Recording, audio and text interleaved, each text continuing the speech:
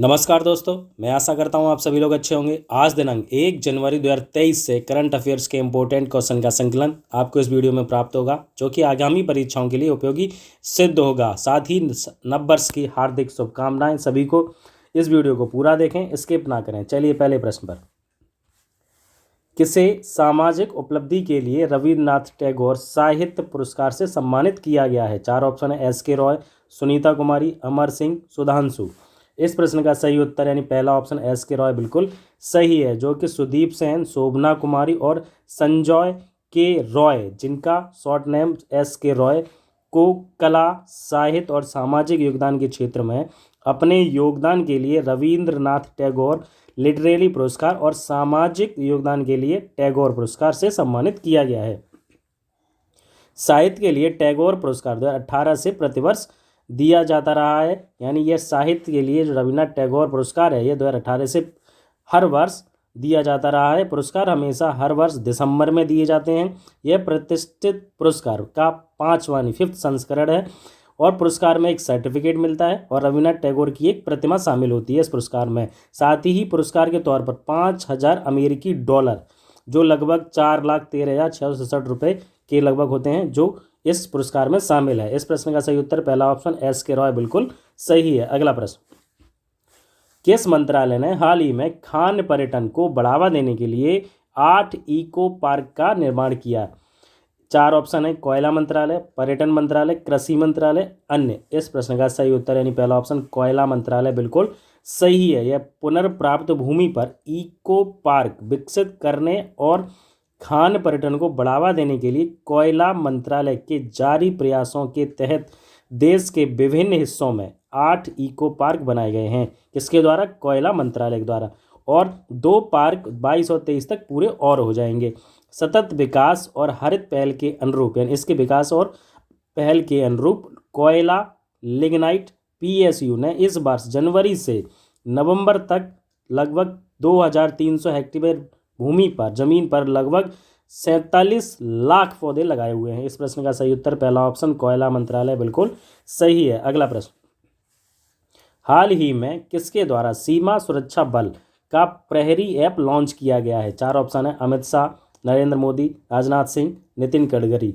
इस प्रश्न का सही उत्तर पहला ऑप्शन श्री अमित शाह जी बिल्कुल सही, यानी हाल ही में केंद्रीय गृह मंत्री, जो कि गृह मंत्री हैं, सीमा सुरक्षा बल BSF के जवानों के लिए प्रहरी मोबाइल ऐप लॉन्च किया है। इसके साथ ही मंत्रालय ने सीमा सुरक्षा संगठन के प्रशासन, प्रशिक्षण और संचालन की समझ बढ़ाने हेतु 13 BSF मैनुअल नियमावली को संशोधित संस्करण को भी जारी किया गया है। इस ऐप के तहत क्या जानकारी प्राप्त कर सकते हैं? प्रहरी ऐप के माध्यम से जवान अपने मोबाइल पर व्यक्तिगत जानकारी एवं आवास, आयुष्मान केंद्रीय यानी CAPF, जिसके अंदर पैरामिलिट्री फोर्सेस आती हैं, का तथा अवकाश संबंधी जानकारी प्राप्त कर सकते हैं इस ऐप पर। यह BSF जो है भारत और पाकिस्तान युद्ध के बाद 1965 यानी 1965 में BSF इस फोर्स का गठन किया गया था। इस प्रश्न का सही उत्तर पहला ऑप्शन अमित शाह बिल्कुल सही है। अगला प्रश्न। हाल ही में भारत ने किस देश को अतिरिक्त 40 मेगावाट बिजली निर्यात करने की अनुमति दी है? चार ऑप्शन है। अमेरिका, भूटान, नेपाल, बांग्लादेश। इस प्रश्न का सही उत्तर यानी तीसरा ऑप्शन नेपाल बिल्कुल सही है। भारत ने नेपाल विद्युत प्राधिकरण NEA को 2 और जल विद्युत परियोजनाओं से अतिरिक्त 40 मेगावाट बिजली निर्यात करने की अनुमति दे दी, यानी परमिशन दे दी है। भारतीय केंद्रीय विद्युत प्राधिकरण, जो कि सेंट्रल गवर्नमेंट की, ने भारतीय ऊर्जा बाजार में प्रतिस्पर्धी दरों पर 2 और जल विद्युत परियोजनाएं 25 मेगावाट कावेरी B1 और 20 मेगावाट लोअर मोदी से अधिशेष बिजली की बिक्री को मंजूरी दे दी, यानी जो परमिशन दे दी है। इस प्रश्न का सही उत्तर तीसरा ऑप्शन नेपाल बिल्कुल सही है। अगला प्रश्न। हाल ही में विज्ञान पर G20 कार्य समूह का सचिवालय कहाँ बनाया जाएगा? किस पर? साइंस पर G20 का सचिवालय। चार ऑप्शन है। बेंगलुरु, हरिद्वार, दिल्ली, उत्तर प्रदेश। इस प्रश्न का सही उत्तर पहला ऑप्शन बेंगलुरु या बेंगलोर बिल्कुल सही है। वर्ष 2023 में G20 और इसके तमाम कार्य समूह की अध्यक्षता भारत करेगा। 2023 के लिए साइंस 20 का विषय अभिनव और सतत विकास के लिए विघटनकारी विज्ञान होगा।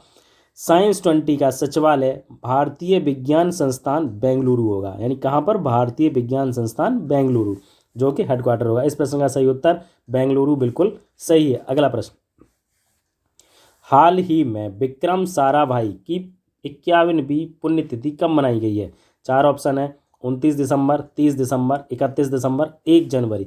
इस प्रश्न का सही उत्तर दूसरा ऑप्शन 30 दिसंबर बिल्कुल सही है, जो कि भारत में जब भी विक्रम साराभाई का नाम लिया जाता है तब उन्हें भारतीय अंतरिक्ष कार्यक्रमों के जनक and the father of Indian space programme के रूप में याद किया जाता है, यानी क्योंकि भारत की वैज्ञानिक उन्नति का सबसे बड़ा श्रेय इसरो संस्था को जाता है। यानी भारत की जो संस्था है वैज्ञानिक वो इसरो है, जिसकी स्थापना विक्रम साराभाई ने की थी।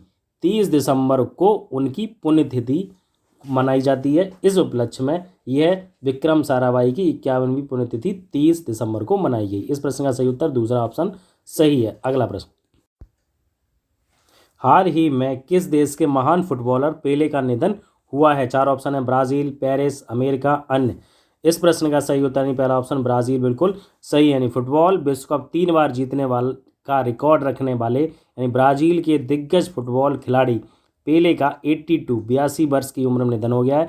फुटबॉल के महानतम खिलाड़ियों में शामिल पेले ने 21 वर्ष के कैरियर में 1363 मैचों में 1281 गोल करने का विश्व रिकॉर्ड बनाया है। इस प्रश्न का सही उत्तर पहला ऑप्शन ब्राजील बिल्कुल सही है। अगला प्रश्न, हाल ही में किसने भारत के आज़ादी महोत्सव पर डाक टिकट तैयार किया है? 4 ऑप्शन है, सर्बिया, इंग्लैंड, भूटान, उपरोक्त सभी। इस प्रश्न का सही उत्तर पहला ऑप्शन सर्बिया बिल्कुल सही है। यानी सर्बिया के डाकघर ने भारत की आज़ादी की 75वीं वर्षगांठ के उपलक्ष्य में एक विशेष डाक टिकट जारी किया है। यह विशेष डाक टिकट सर्बिया के प्रथम उप प्रधानमंत्री और विदेश मंत्री इविका डैसिक की उपस्थिति में जारी किया गया है। उल्लेखनीय है कि भारत सरकार ने आज़ादी के 75 साल देश के लोगों, संस्कृति और उपलब्धियों के गौरवशाली इतिहास को चिन्हित करने हेतु 12 मार्च 2022 को अमृत महोत्सव की शुरुआत की थी। कब? 12 मार्च 2022 को। इस प्रश्न का सही उत्तर सर्बिया पहला ऑप्शन बिल्कुल सही है। अगला प्रश्न, क्रिकेटर ऑफ द ईयर के लिए शॉर्टलिस्ट होने वाली इकलौती भारतीय महिला स्मृति मंदाना कौन है? खिलाड़ी हैं, गायक, अभिनेत्री, मॉडल। यानी ये जो है अवार्ड क्रिकेट के लिए दिया जाता है, इसी से क्लियर हो रहा है ये खिलाड़ी हैं, यानी क्रिकेटर हैं भारतीय क्रिकेट टीम की। इसका ऑप्शन पहला ऑप्शन खिलाड़ी बिल्कुल सही है। यानी भारतीय महिला टीम की स्टार ओपनर स्मृति मंदाना को ICC cricket of the year award के लिए शॉर्टलिस्ट किया गया है। यह अवार्ड है ना 2021 में भी प्राप्त हो चुका है। इस प्रश्न का सही उत्तर पहला ऑप्शन खिलाड़ी बिल्कुल सही है। अगला प्रश्न, हाल ही में किस राज्य मंत्रिमंडल ने कृषि में महिलाओं के सशक्तिकरण के लिए 367.19 करोड़ रुपए की मंजूरी प्रदान की है, परमिशन दी है? 4 ऑप्शन है, उत्तर प्रदेश, राजस्थान, उड़ीसा, मध्य प्रदेश। इस प्रश्न का सही उत्तर यानी तीसरा ऑप्शन उड़ीसा बिल्कुल सही है। उड़ीसा सरकार ने महिलाओं के सशक्तिकरण के लिए 367.19 करोड़ रुपए की मंजूरी दी है। धन्यवाद। यह वीडियो आपको कैसा लगा कमेंट बॉक्स में ज़रूर बताएं। प्रतिदिन करंट अफेयर्स के इंपॉर्टेंट क्वेश्चन के लिए आप हमारी वीडियो को प्रतिदिन देखते रहें। आपको यह वीडियो प्राप्त होती रहेगी। इस चैनल को सब्सक्राइब करें, वीडियो को लाइक करें तथा ज़्यादा से ज़्यादा शेयर करें। धन्यवाद।